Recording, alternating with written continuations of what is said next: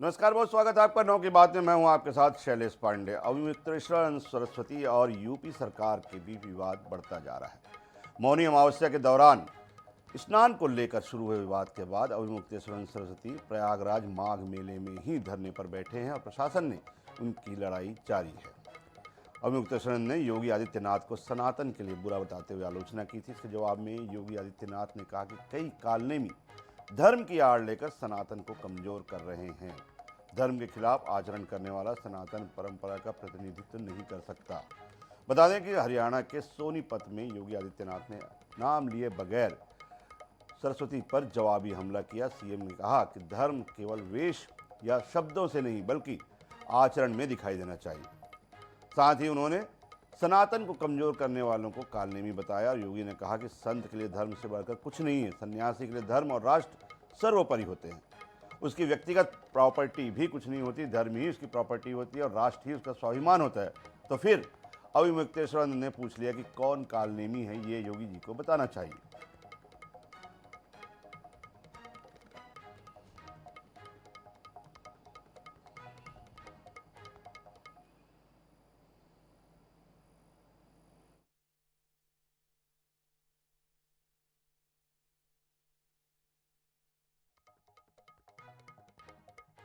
एक योगी के लिए, एक सन्यासी के लिए, एक संत के लिए धर्म और राष्ट्र से बढ़कर के कुछ नहीं हो सकता।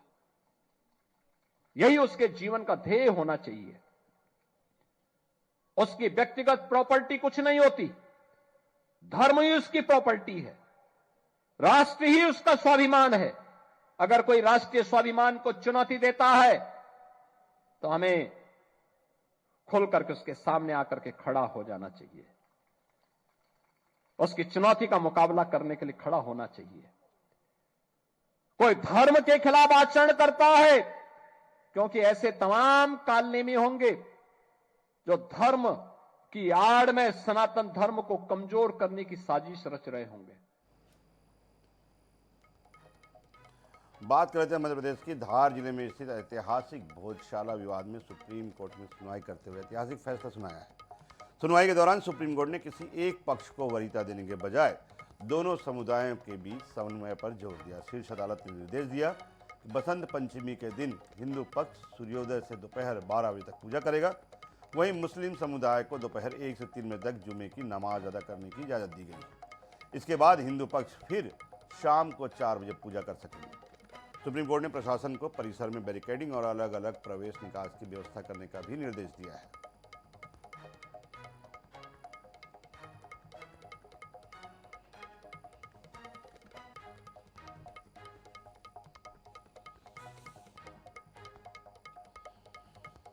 तो पिछले 3 दिनों से जो सियासत का केंद्र बना हुआ है, साथ ही धार्मिक जो जुबानबाजी है, जंगबाजी है, वो भी वहाँ पे जारी है। भोजशाला विवाद क्या है, आपको कुछ शब्दों के माध्यम से, कुछ पॉइंटर के माध्यम से समझाने की कोशिश करते हैं।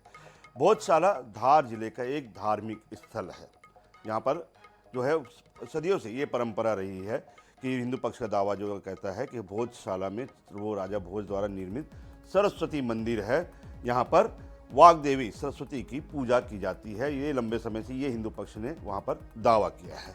यहाँ संस्कृत शिलालेख और मूर्तियाँ भी मिली है, जिसके प्रमाण समय समय पर हिंदू पक्ष सौंपता रहा है। इसके अलावा अब मुस्लिम पक्ष का दावा क्या है कि यह कमाल मौला मस्जिद है, जहाँ पर हम सालों से नमाज पढ़ते हुए आ रहे हैं और कई सदी हो गए जबकि हमारे पूर्वज यहाँ से नमाज पढ़ते रहे हैं। ये मुस्लिम पक्ष का यहाँ पर दावा है। शुक्रवार को बसंत पंचमी और नमाज एक साथ होने के कारण जब दोनों ही पक्षों ने अपने अपने दावे किए, हिंदू पक्ष ने ये कहा कि यहाँ पर केवल पूजा होनी चाहिए। इसके बाद ये स्थिति बनी कि 4 बार की तरह 2026 को लेकर अब ये स्थिति बनी 2006 में, 2013, 2016 में भी जब शुक्रवार को ये बसंत पंचमी आई थी, तब इस तरह की स्थिति बनी। इसके बाद अगर आप एएसआई पुरातत्व सर्वेक्षण विभाग जो है उसका हम अगर आदेश पे जो है नज़र डालें तो उनका कहना है कि मंगलवार को हिंदुओं को पूरे दिन पूजा की अनुमति यहाँ दी जाती रही है। पूरे दिन हिंदू यहाँ पर जो है अपनी तरीके से पद्धति से पूजा करते हैं। वहीं शुक्रवार को मुस्लिमों को दोपहर 1 से 3 बजे तक की नमाज की जो इजाज़त है वो पहले भी दी गई है। बाकी दिनों में यहाँ कोई धार्मिक गतिविधियाँ नहीं होती है। ये एएसआई का जो आदेश है वहाँ पर। इसके बाद ये पूरा मामला जो है वो सुप्रीम कोर्ट पहुँचा 22 जनवरी को।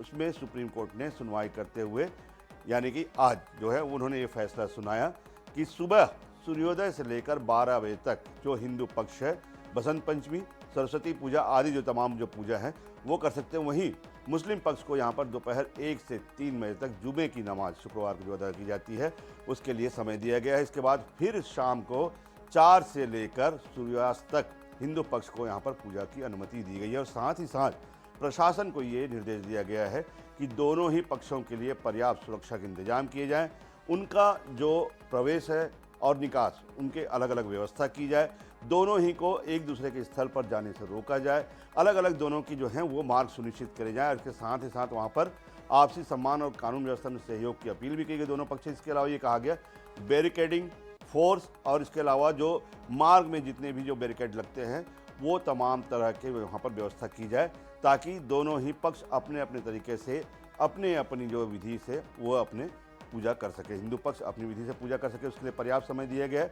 वहीं जुमे की नमाज के लिए 1 से 3 बजे तक का जो है पर्याप्त समय मुस्लिम वर्ग को भी दिया गया है। और प्रशासन को ये जो है निर्देश दिया गया है कि दोनों ही पक्ष अपना जो है किसी तरह के विवाद की स्थिति न हो दोनों पक्षों के बीच में, इसके लिए पर्याप्त व्यवस्था की जानी चाहिए। साथ ही साथ 2024 में मध्य प्रदेश हाईकोर्ट का ये हवाला भी दिया गया जिसमें सर्वे एएसआई का सर्वे था, उसमें वैज्ञानिक सर्वे की जो है अनुमति मिली थी जिसे कि सुप्रीम कोर्ट में फिलहाल लंबित रखा गया इस पर सुनवाई के लिए। आदेश के बाद जो है जो 2024 की बात है जब एएसआई ने यहाँ पर पुरातत्व विभाग ने अपना सर्वे पूरा किया था और हाईकोर्ट में सील बंद लिफाफे में इसे सौंपा गया था। ये सुप्रीम कोर्ट में सुनवाई का दूसरा हिस्सा है। फिलहाल चूंकि इसमें कल ही होनी है बात, इसलिए फिलहाल ये फौरी तौर पर यह फैसला दिया गया है। लेकिन अब दोनों पक्षों की जो है वो सुनवाई वहाँ पे होगी। दोनों पक्षों के जो दलील दिए गए हैं, जो साक्ष्य पेश किए गए हैं, एएसआई सर्वे के द्वारा जो चीज़ें मिली हैं उसके जो साक्ष्य पेश किए गए हैं दोनों ही पक्षों के द्वारा, उसको लेकर मंदिर या फिर मस्जिद, इस पर सुनवाई होनी अभी बाकी है। यानी कि फिलहाल ये फौरी तौर पर जो है वो व्यवस्था दी गई है कि दोनों ही पक्षों के बीच में विवाद की स्थिति न हो और दोनों ही पक्ष अपना काम वहाँ पर कर सके, अपने अपने तरीके से पूजा और नमाज जो है वो अदा कर सके। इसके लिए व्यवस्था फौरी तौर पर फिलहाल सुप्रीम कोर्ट ने दे दी है। तो ये बहुत सारा विवाद को लेकर 3 दिनों से जो सियासत गरमाई हुई थी, अब इसके साथ ही बहुत सारा विवाद का जो है पूजा या फिर नमाज का लेकर पटाक्षेप सुप्रीम कोर्ट के द्वारा किया गया है। देखिए, असल में हमने ये जो याचिका लगाई थी, ये याचिका हमने सिर्फ 2 पॉइंट्स पे लगाई थी। एक पॉइंट ये था कि जो आर्कियोलॉजिकल सर्वे ऑफ इंडिया ने 2003, 2013 और उसके बाद 2016 में जो आदेश पारित किए थे, तो उस दिन सूर्योदय से लेके 1 बजे तक जो है वो हिंदू पक्ष पूजा अर्चना और जो भी प्राण प्रतिष्ठान है वो सब करेंगे और 1 बजे से 3 बजे के बीच में नमाज अदा की जाएगी शुक्रवार की। और उसके साथ साथ उसके बाद जैसे ही वो समय खत्म होता है फिर उसके बाद सूर्यास्त तक वापस से पूजा अर्चना प्राण प्रतिष्ठान जो भी चीजें हैं वो सब विधिवत पूरी की जाएगी। बात करते हैं अगली खबर की। अपने बयानों को लेकर विवादों में रहने वाले बागेश्वर धाम के पीठाधीश पंडित धीरेन्द्र कृष्ण शास्त्री अब कानूनी पचड़ों में पड़ते हुए नजर आ रहे हैं। हाल ही में उन पर व्यास गद्दी से सांप्रदायिकता फैलाने का आरोप लगा है। शास्त्री के खिलाफ दलित पिछड़ा समाज संगठन भीम आर्मी आजाद समाज पार्टी ने शिकायत की है। संगठनों का आरोप है कि पंडित धीरेन्द्र शास्त्री व्यास गद्दी पर बैठकर सांप्रदायिकता फैला रहे हैं। शिकायतकर्ताओं ने कथाओं के वीडियो और दूसरे सबूत सौंपकर आपराधिक प्रकरण दर्ज कर डीजीपी से कार्रवाई करने की मांग तक कर डाली। संगठनों का आरोप है कि धीरेन्द्र शास्त्री अंधविश्वास, सांप्रदायिकता और झूठे इलाज को बढ़ावा देकर समाज और मानव जीवन के लिए खतरा पैदा कर रहे हैं। इस संबंध में उनका कहना है कि स्थानीय स्तर पर कार्रवाई न होने के चलते भारतीय नागरिक सुरक्षा संहिता 2023 की धारा 173(4) के तहत राजधानी आकर शिकायती आवेदन हमें देना पड़ रहा है।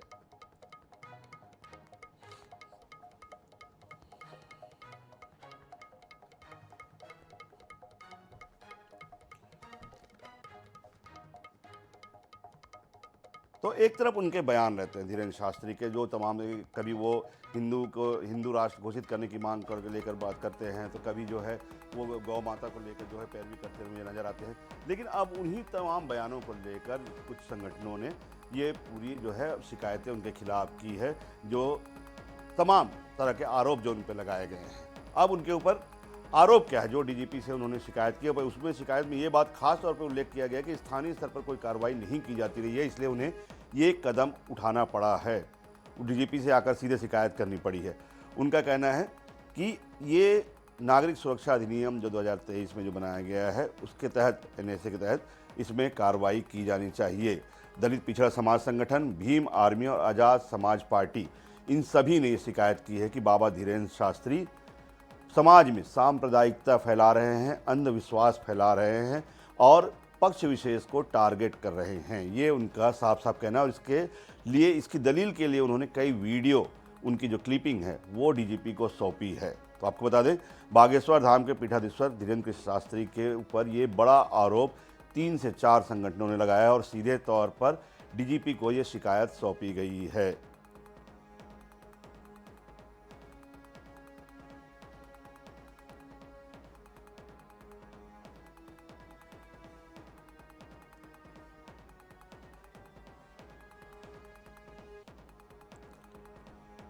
तो आपको बता दें, हमेशा से हिंदू राष्ट्र के जो समर्थक माने गए हैं, इसके अलावा कुछ समाज विशेष पर भी समय समय पर उनकी टिप्पणी जो है हमेशा आती रही है।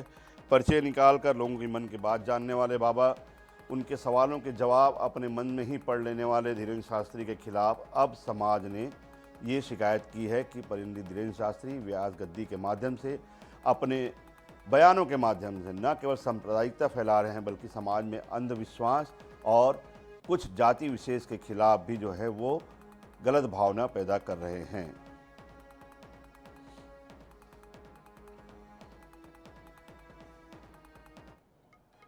बात कर लेते हैं क्रिकेट की। बांग्लादेश ने T20 विश्व कप 2026 के लिए अपनी टीम भारत भेजने से इनकार कर दिया है। इससे पहले आईसीसी ने अपने मैचों को श्रीलंका शिफ्ट करने की मांग की थी आईसीसी से उन्होंने, लेकिन इसे ठुकरा दिया गया था। इसके बाद बांग्लादेश ने साफ कर दिया कि वह अपने खिलाड़ियों को भारत नहीं भेजेगा। इसके बाद आईसीसी के पास जाकर मांग करेगा कि उसके मुकाबले शिफ्ट कर दिए जाए। अगर आईसीसी नहीं मानती है तो बांग्लादेश विश्व कप का बहिष्कार करेगा और इसमें हिस्सा नहीं लेगा। T20 विश्व कप 2026 का बहिष्कार करने का अगर बांग्लादेश फैसला लेता है तो उसे बड़ी परेशानी उठानी पड़ सकती है। इसमें आर्थिक नुकसान के साथ ही बांग्लादेश की टीम को सस्पेंशन का भी सामना करना पड़ सकता है। उसे आईसीसी के द्वारा अन्य मैचों के लिए भी सस्पेंड किया जा सकता है। वहीं पैसे के मामले में बांग्लादेश की ग्रुप स्टेज की पार्टिसिपेशन फीस के तौर पर 2 करोड़ 75 लाख रुपए का नुकसान भी बांग्लादेश को उठाना पड़ेगा।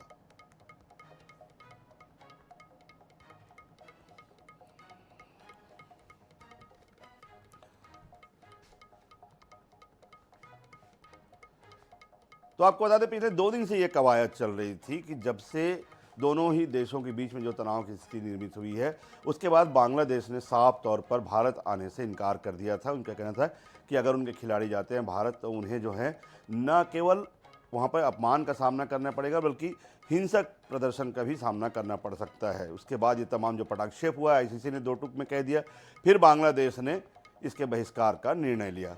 तो अब अगर देखें, अगर बांग्लादेश 2026 के इस विश्व कप का बहिष्कार करता है तो उसे भारी तरीके के नुकसान जो है वो उठाना पड़ सकता है। आर्थिक नुकसान के साथ साथ आईसीसी के द्वारा उसे दूसरे प्रतियोगिताओं के लिए, अन्य टूर्नामेंट के लिए सस्पेंड भी किया जा सकता है। साथ ही साथ जो उसने अपने ग्रुप स्टेज के लिए जो फीस जमा की थी 2 करोड़ 75 लाख, वो भी उसे जो है वो जब्त कर लिया जाएगा आईसीसी के द्वारा। और इसके अलावा आप समझ सकते हैं कि जिस तरह से अन्य पार्टिसिपेशन में जो उसे नुकसान उठाना पड़ेगा, जो पैसे मिलते हैं उनके खिलाड़ियों को, इसके अलावा टीम को पार्टिसिपेशन की जो फीस मिलती, इसके अलावा जो बांग्लादेश क्रिकेट बोर्ड है उसे जो फीस मिलती, आर्थिक जो सहायता मिलती, वो तमाम तरह के जो शेयर हैं वो निरस्त किए जाएंगे, क्योंकि वो अब इस टीम का खुद से होकर बहिष्कार करना पड़ रहा है। तो उसे जो बराबर टीमों में, जो आईसीसी की जो राशि है जो बराबर टीमों में बांटी जानी थी, उसमें से बांग्लादेश का हिस्सा जो है वो ख़त्म कर दिया जाएगा, बल्कि उसके तौर पे ऑप्शन के तौर पर जिसे स्कॉटलैंड की टीम को माना जा रहा है, वो तमाम राशि स्कॉटलैंड की टीम के हिस्से आएगा।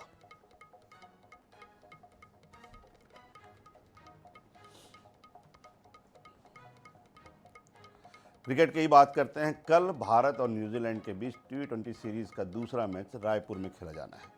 खास बात यह है कि इस मैच में खेलने के लिए रायपुर आ रहे सूर्य कुमार यादव की टीम और न्यूजीलैंड के खिलाड़ियों को छक्के लगाना आसान नहीं होगा। इसका कारण यह है कि रायपुर का मैदान अन्य T20 सीरीज के आयोजन स्थलों की अपेक्षा बड़ा है, जिससे यहाँ की बाउंड्री भी बड़ी रहेगी। बता दें कि टीम इंडिया के न्यूजीलैंड के खिलाफ पहला T20 इंटरनेशनल मैच जीतकर अभी उसके हौसले बुलंद हैं। नागपुर में न्यूजीलैंड को 48 रन से इंडिया ने मात दी थी। और उसके बाद इसमें आपको ये भी बताते चलें कि अभिषेक शर्मा और रिंकू सिंह ने अपनी तूफानी बल्लेबाजी से 238 रनों का विशाल स्कोर वहाँ पर बनाया था, जिसके बाद भारतीय गेंदबाजों ने 200 रन के अंदर ही न्यूजीलैंड की टीम को ऑल आउट कर दिया था। इसके बाद अब नजरें रायपुर में होने वाले दूसरे T20 मैच के, जिसमें अगर इंडिया जीतती है तो इस पूरे सीरीज में 2-0 की बढ़त वो हासिल कर लेगी।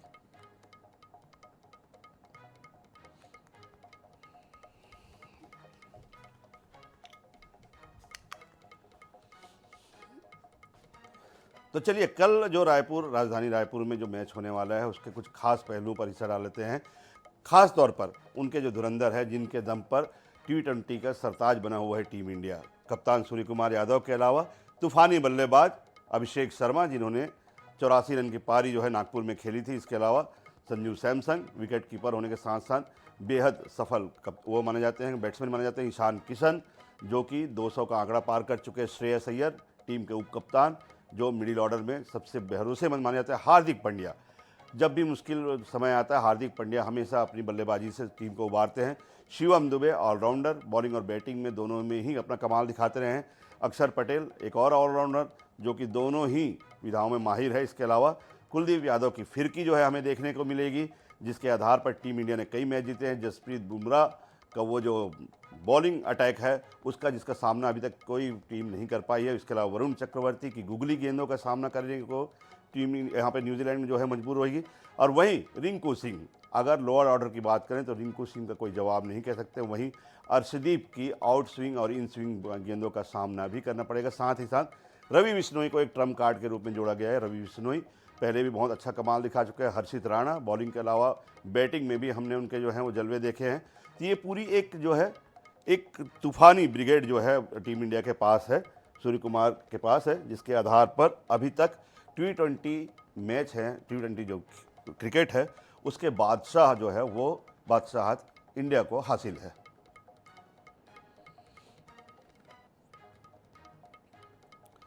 बात करते हैं जम्मू कश्मीर की। यहाँ डोडा जिले में गुरुवार को एक सेना की गाड़ी 200 फीट गहरी खाई में गिर गई। हादसे में 10 जवान शहीद हो गए। सेना के अधिकारी ने बताया कि गाड़ी में 17 जवान सवार थे। जवानों को उधमपुर मिलिट्री हॉस्पिटल के लिए एयरलिफ्ट किया गया है।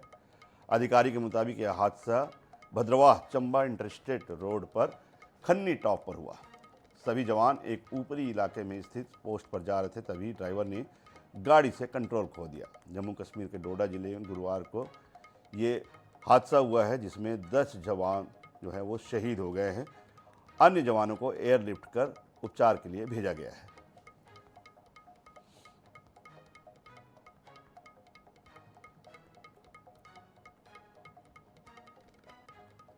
अब देश की आंतरिक सुरक्षा को लेकर एक अहम खबर की बात कर लेते हैं, जिसमें झारखंड के पश्चिमी सिंहभूम जिले स्थित सारंडा के घने जंगलों से बड़ी खबर सामने आई है, जिसमें छोटा नागरा थाना क्षेत्र के कुमडी गांव के पास सुरक्षा बलों और नक्सलियों के बीच मुठभेड़ हुई।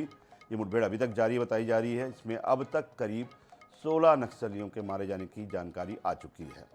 ऑपरेशन की सबसे बड़ी सफलता ये है कि इनके साथ 1 करोड़ का इनामी माओवादी जो है अनल, वो उसके मारे जाने की खबर सामने आई है। मुठभेड़ प्रतिबंधित भाकपा माओवादी संगठन के कुख्यात अनल दस्ते के साथ हुई है। सुरक्षा बलों को खुफिया जानकारी मिली थी इलाके में नक्सली बड़ी घटना की साजिश रच रहे हैं, जिसके बाद घेरेबंदी शुरू की गई। गुरुवार सुबह से ही पूरे क्षेत्र में रुक कर फायरिंग जारी है। हालांकि पुलिस प्रशासन ने अभी तक मारे गए नक्सलियों की संख्या और उनकी पहचान की आधिकारिक पुष्टि नहीं की है। इलाके में अब भी सुरक्षा बल सर्च ऑपरेशन चला रहे हैं। अतिरिक्त सुरक्षा बलों और बैकअप टीम को रवाना भी कर दिया गया है, ताकि नक्सलियों के भागने के सभी रास्ते बंद किए जा सके। तो आपको बता दें, छत्तीसगढ़ के बाद ये पूरे देश में इस ऑपरेशन को चलाया जा रहा है।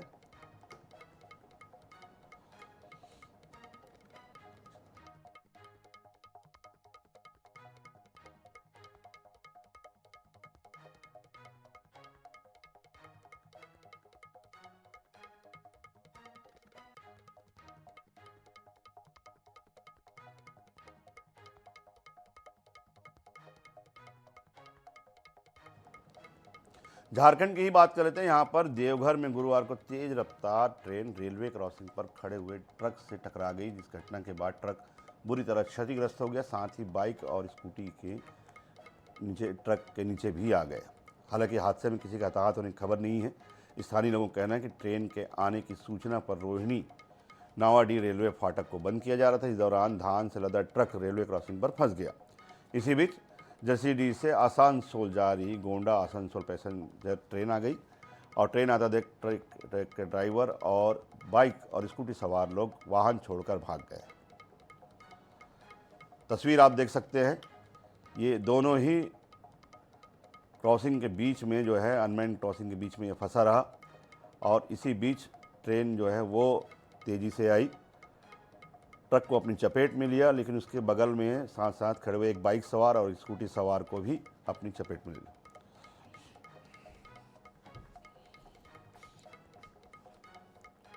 तो खबरों में फिलहाल इतना ही, लेकिन लगातार देश प्रदेश की तमाम खबरों और न्यूज़ अपडेट्स के लिए आप बने रहिए INS 24/7 के साथ। मुझे दीजिए इजाज़त।